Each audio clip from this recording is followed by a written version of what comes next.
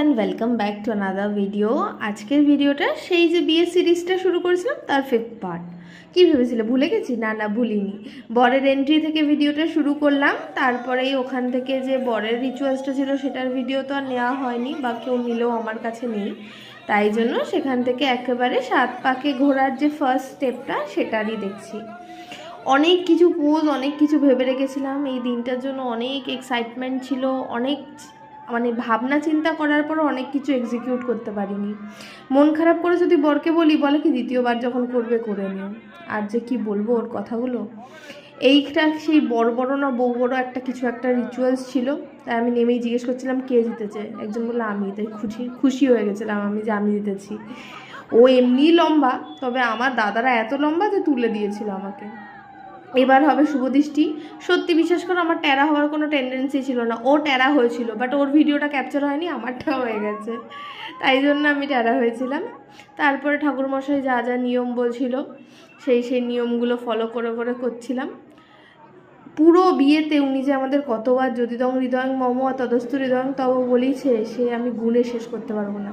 প্রত্যেকটা স্টেপ হচ্ছে একবার করে দাঁড় করিয়ে উনি আমাদের বলছে। আর এটা একটা কিছু নিয়ম করার ছিল, আমি জানি না, আমি কারোর বিয়েতে দেখিনি। আমার বিয়েতে জীবনে প্রথমবার 7টা করে গুনে দিয়ে কিছু একটা গন্ধ শোকাচ্ছিল। কি বলে এই নিয়মটাকে আমার সত্যি জানা নেই, আমাকে কেউ জানতেও চেও না, আমি জানি না। এখানে উনি যা বলছিলেন আমরা তাই করছিলাম, কারণ আমার বাড়ির লোকও সেরকম কিছু নিয়ম জানে না, ওর বাড়ির লোকও জানে না। তো আমাদের বিয়েটা নর্মালি ঠাকুর মশাইয়ের নিয়ম অনুযায়ী হয়েছিল। ঠাকুর মশাই যা বলেছিল আমরা তাই করে গেছি। এই যে মালা বদল হয়ে গেল, অলমোস্ট মালা বদল ডান। তারপর আবার এই যে নিয়মের সাথে সাথে আমাদেরকে মন্ত্র বলাচ্ছে। ও তো হেসেই মরে যাচ্ছে, ও বলবে কি, তবে আমাদেরকে বলছে জোরে জোরে বলো, আস্তে আস্তে বললে হবে না। তাই আমরা দুজন জোরে জোরে মন্ত্রগুলোই বারবার করে বলছিলাম।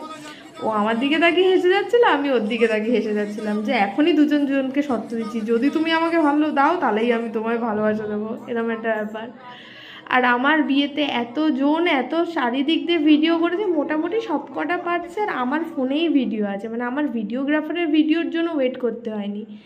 বোনেরা, দিদিরা, বন্ধুরা সবাই মোটামুটি আমাকে ভিডিও করে পাঠিয়েছে।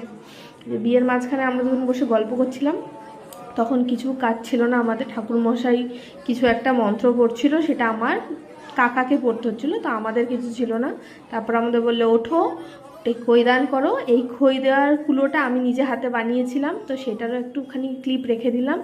তারপরে আবার হাত দিয়ে দান করিয়েছিল। এই যে এখানে আবার আমাদেরকে ওই মন্ত্রটা বলাচ্ছে দুজনকে দিয়ে। বলানোর পর সিঁদুর দানের আগে কিছু একটা করাচ্ছিল। তারপর আর কি, যেটা করলে বিয়ে সম্পন্ন হয়, সিঁদুর দান।